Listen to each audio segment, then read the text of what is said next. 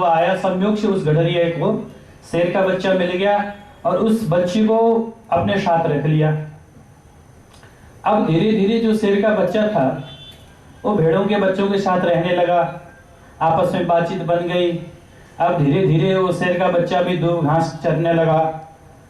अब काल समय परिस्थिति के अनुसार वो भी बड़ा हुआ और देखते देखते इतना भयंकर जंगली जानवर शेर अब भेड़ों के साथ में रह करके बिल्कुल भेड़ जैसा हो। एक दिना बन में बस के मृगराज की नारी ने नाहर जायो, काहू गडरिया संग लगो तने वाहे भेड़न बीच छुपायो। उसके बाद क्या हुआ, भूल गयो कुल कर्म सब कुल कर्म खानदान सब भूल गया। जब बड़ो ही भयो तब दूब चरायो, जब बड़ा हुआ तो दूब खाने लगा। बताओ कहाँ जंगल का राजा शेर, कहाँ बड़े बड़े पशुओं का शिकार करके मांस खाने वाला शेर अब क्या हुआ, दूब खाने लगा भेड़ों के साथ रह करके। एक दिन बड़ा वाला शेर वैसे जो है भेड़ियों के पीछे पड़ गया। संयोग से जैसे इसने छलांग मारा भेड़ियों को पकड़ने के लिए, बाकी भेड़ तो निकल गए लेकिन ये शेर का बच्चा पकड़ में आ गया। बड़े वाले शेर ने देखा ये क्या बात है, ये कहां से आ गया। उसने पकड़ा, झपट्टा मार के देखा तो शेर था। तो वो छोटे वाला शेर कहने लगा, महाराज मैंने क्या बिगाड़ा है, मुझे छोड़ दो, मेरे सारे साथी तो चले गए, आपने मुझे पकड़ लिया, कृपा करो मुझे जाने दो। तब बड़ा वाला शेर समझ गया कि ये अपना कुल खानदान सब कुछ भूल गया, भेड़ों के साथ रह करके ये भी भेड़ी बन गया। जब तक इसके आत्मस्वरूप का बोध नहीं कराऊंगा तब तक ये भेड़ी बना रहेगा, इसलिए आज तो इसको लेके ही जाऊंगा। छोटा वाला शेर गिड़गिड़ाने लगा तो बड़े वाले शेर ने कहा छोड़ तो दूंगा, लेकिन जब तुझे तेरी आत्मस्वरूप की ज्ञान कराऊंगा तभी छोड़ूंगा, तू क्या है, चल। महाराज सामने तालाब था, तालाब में ले आया। तालाब में ला करके बड़े वाले शेर ने कहा देख। जैसे तालाब में देखा महाराज, तालाब जब पानी स्वच्छ हो जाता है तो प्रतिबिंब आती है। तो छोटे वाला शेर घबरा गया, अरे राम राम, इसके तो स्वरूप मेरा जैसा ही है, इसकी शकल और मेरी शकल तो एक सी है। तो बड़े वाले शेर ने कहा शकल ही नहीं, तेरी और मेरी अकल भी एक ही है। जितने बल मुझ में है उतनी बल तेरे अंदर भी है, जितनी ताकत मेरे अंदर है उतनी ताकत तेरे अंदर भी है, तुझ में और मुझ में कोई फर्क नहीं है। अब छोटे वाले शेर को समझ में बात आने लगी। बड़े वाले शेर ने अपने पास रखा और शिकार करना उसके प्रारंभ करवाया। धीरे धीरे देखते देखते महाराज कल तक जंगल में भेड़ियों के साथ दूब चरने वाले शेर का बच्चा अब बड़े बड़े जंगली हाथियों को मार गिराता है। तो क्या है, कोई वो शेर को अलग से कहीं से शक्ति नहीं आई। बड़े वाले शेर ने बोध कराया कि तेरे अंदर वही सामर्थ्य है, वही शक्ति है, तू भेड़ नहीं, तू शेर है, तो इनको मार सकता है। तो उसको जो ज्ञान हो गया, बोध हो गया, मेरे अंदर इतना ताकत है, मेरे अंदर इतनी शक्ति है। तो वो कल तक दूब चरने वाला शेर अब आज बड़े बड़े जंगली हाथियों को मार गिराता है। तो मतलब क्या है कि जब तक हमें भी कोई बोध कराने वाला नहीं होगा, जब तक कोई सदगुरु हमारे अंदर कृपा नहीं कर देगा तब तक हमें अपने स्वरूप का बोध नहीं होगा। जैसे बड़ा शेर कौन है, सदगुरु है। सदगुरु, हम छोटे शेर हैं, हमारे अंदर भी वही ताकत है, वही सामर्थ्य है, वही परमात्मा के अंश हैं हम। ईश्वर अंश जीव अविनाशी चेतन अमर सहज सुखराशि, इसमें आनंद की कोई कमी तो है नहीं। लेकिन मैं कसम खाता हूँ और इसमें से सुगंधी आएगी, भाई उसमें से कसम न खाओ तो तब भी सुगंधी आएगी ना। हनुमान जी पांडे का, लक्ष्मी माता जी की श्रद्धा का हम जो है प्रेरणा मिल रही है तो हम कैसे बुला सकते हैं। लेकिन यह है स्वदेशे पूज्यते राजा विद्वान सर्वत्र पूज्यते। कहते एक विद्वान की और राजा की अगर तुलना की जाए, कहते राजा तो अपने राज्य में ही प्रतिष्ठित होता है, लेकिन विद्वान कहीं भी जाएंगे वहीं उनकी पूजा होगी। महाराज जी तो जहां जहां भी गए वहीं पूजा होगी। राम जी पांडे जहां कथा करेंगे वहीं इनका मान भी होगा। तो भाई हमारा जो परंपरा है बहुत अच्छा। इन्हीं शब्दों के साथ हम तो उनकी कृपा है, दो शब्द बोलने के लिए हमें अवसर मिलता है। घाट वाले बाबा जी की कृपा है। प्रीति क्यों उस परमात्मा से जो साक्षी है उसमें दृढ़ता क्यों नहीं होती है? तो उसमें ही प्रीति करनी चाहिए, उसमें ही दृढ़ता करनी चाहिए। तो कबीर साहब का दोहा है न, ज्ञानी ज्ञाता बहु मिले, पंडित कवि अनेक, राम रतन इंद्री जीता, कोटि मध्य को। हाँ, तो शेरों के लेड़े नहीं, हंसों की नहीं बात, लालों की बोरिया नहीं, संत न चले जमात। तो कोई कोई बिरला ही उस परमात्मा की जो सत्य में जो रस मिलता है उसमें ही आनंदित रहता है। तो नारायण, हम अब कई बार बाबा कहते थे कि जिस हाथी ने गन्ने का रस खाया है वो लीम का रस क्यों चखेगा? अगर लीम का रस मानो विश्व में जो आ रहे हैं, प्रेम हो रहा है, तो जो अपने रामायण में कहते हैं ना, जान ही जीव तब जग जागा, जब विषय विलास विरागा। तो हम अपने अंतःकरण में देखें झांके, जो कल अपन सत्संग के प्रसंग के अनुसार जो कहा थी ना बात है कि हम कहते तो हैं कि सब कुछ भगवान का है, लेकिन जब प्रसंग आता है, कुछ होता है, तो नारायण हृदय कांपता है। तो हम अपनी ही बात भी काट रहे हैं। तो प्रसंग आपस में सुनाते रहते हैं। और अपने सत्संग की बहन वो मीना आई नहीं, मीना घूम रही थी, बाबा बैठे थे। तो अभी जो नाले पक्के हो गए तो कच्चे थे, तो जैसे वो घूमने गई तो कूदी, पाँव फिसल गया। दोपहर का समय था तो कहा बाबा भगवान की कृपा से बच गए। बाबा हंसे। बाबा की जो हंसी जिन्होंने देखी हो कि वही जानते, कितना प्रेम से ठाका मार के हंसते थे। अच्छा, भगवान की कृपा से बच गई, तो मारता कौन है? हम एक तरफ की भक्ति कर लेते हैं कि कृपा भगवान की, अच्छा तो भगवान का कहते हैं, और गलत होता कि नहीं, अरे बचाना तो उसका और मारना भी तो उसी का, सब में उसकी कृपा ही कृपा है।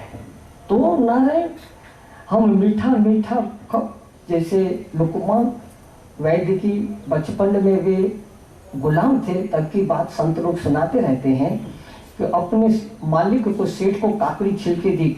सेठ ने काकड़ी खाई और कहा ले लुकू तू खा ले, दे दी। तो उस लुकमान ने बचपन बच्चा था सारी खा गया। तो सेठ ने कहा अरे तू सारी खा गया? बोले हाँ सरकार, हम अंदाता। बोले तुझे कड़वी नहीं लगी? कहा दाता आपके हाथ की थी ना, आपके हाथ से कोई मीठे फल का है तो कड़वा मिले तो उसको मैं थूक दूं। तो आपके हाथ का जो मिलता है वो सब मीठा ही है। तो नारायण, जो भी परिस्थिति आ रही है बचाने कर बातों, सब जो कुछ जगत में भासता जगदीश ही है भासता, नहीं आदि न अंत न मध्य का उसको पता। तो सब वो परमात्मा का ही, रक्षक भी तू ही है, भक्षक भी तू ही है, तलवार भी है तो तेरा गला है। आप ही तो सर्वत्र किसी पर में प्रार्थना, सब कुछ करे है आप ही का, बोलना क्या चालना, फिर बोलना किस भांति से, मौन ही सबसे भला। रक्षक तू ही, भक्षक तू ही, तलवार तू तेरा गला। तो नारायण, जब ऐसी तरह भक्ति जो बाबा ने कहा, मारने वाला भी तू और तारने वाला भी तू, तो महाराज जो भी परिस्थिति आएगी सब मंगलमय होगी। बस इसी बात पे ही बाबा के चरणों में पूरी समर्पित करती वाणी को विश्राम देता हूँ। नारायण। अछल राज बिछरत दुख पाया, सो गत पई हमारी। अब बात तो किसी की कर रहे हैं, राजा की। और पता है कौन से राजा? राजा जनक। एक दिन वो नरपत एक सिंहासन सोयो, सुपने पयो भिखारी। सुपने की बहुत व्याख्या, बहुत कुछ किया है। एक बात सुपने में उन्होंने बताई है गुरबानी में कि ज्यों सुपना और पेखना। बाद में बात वो करेंगे पूरी अंत में जो प्रारंभ की है, लेकिन सुपने की एक बात आपको, क्योंकि सुपना तो सबको आता है, और सुपना सपने को क्या समझते हो, सच्चा कि झूठा? सपने में तो सच्चा है लगता है, जागने में झूठा। हाँ, बहुत बढ़िया ये विवेक बता दिया। पता क्या कहा है? सपने में सच्चा लगता है और जाग जाओ तो झूठा हो जाता है। इस वक्त आप सपने में हो कि जागने में? सपने में है, हैं जी? सपने में है। देख लो, जागृत अवस्था है कि स्वप्न अवस्था? नहीं, वो जो आप लोग बताते हो ज्ञान का सच्चिदानंद, वो तो नहीं जानते ना, तो सपने में है। फिर उठना नहीं सपने से? हाँ, उठना है तभी आपको बुलाया है। तभी बुलाया। तो फिर आज उठना पड़ेगा। ये देख लो, वो माता लक्ष्मी जी जो उसको ये उनको भी जगाइए, माता लक्ष्मी जी। वो तो जागेंगे। पता नहीं। देखो, आप समझ लो, वो अगर बात करें तो समझ में आ जाएगी कि जागे हुए हैं कि सोए हुए। बस ये कि भागती है और इसके लिए कोई समय नहीं चाहिए है, केवल हम भूल गए बस। इसलिए तो सिमरन की महिमा गाई है। सिमरो सिमर सिमर सुख पाओ, ज्यादा नहीं कहना। सिमरो सिमर सिमर सुख पाओ। और क्या करो? कल कलेश तन मह मिटाओ। कब? अभी। लेकिन ये तो हाँ, आ जाइए, स्वामी निर्मल चेतन जी बोल रहे हैं, वो चेतनानंद जी। है। जी, बात इतनी है। सिमरो सिमर सिमर सुख पाओ। किसको सिमरें हाँ, मैं बताता हूँ किसको सिमरना है। और सिमर कैसे सिमरें? वो सब लिखा है। और हर साल सुनते हैं। असल कल मैंने अपनी पत्नी के ऊपर बड़ा गुस्सा कर दिया और सोई मैं तो कहता हूँ घड़ी का नहीं मतलब, आप कहते हो साल की बात। वो तो तब हो अगर कुछ नहीं मिला, महाराज इतनी मेहनत की है, इतना ये किया वो किया, हुआ कुछ भी नहीं। वो तो सब कुछ हो गया, फेंक दो हथियार सब, अब राय पुख्ता है मेरी, लग गया पूरा निशाना, काम क्या बाकी रहा? 1,84 के चक्कर से थका खोली कमर, अब रहा आराम पाओ, काम क्या बाकी रहा? कृपा हो गई ना, ये तो कृपा है। मोक्ष मूलम गुरु कृपा। तो वो कर लो, नहीं करते।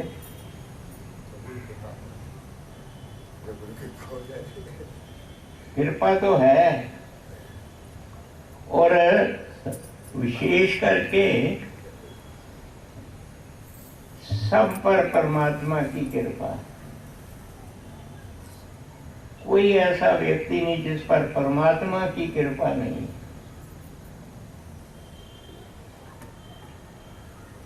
देख लो, सबसे अब गुरबानी में तो लिखा भी हुआ है, गुर सेवा ते भगत कमाई, तो ये मानुष देही पाई। इस देही को सिमरे देव, ये तो आप समझते हो। सो देही पज हर की सेव। जब लग जरा रोग नहीं आया, जब लग काल ग्रसी नहीं काया, जब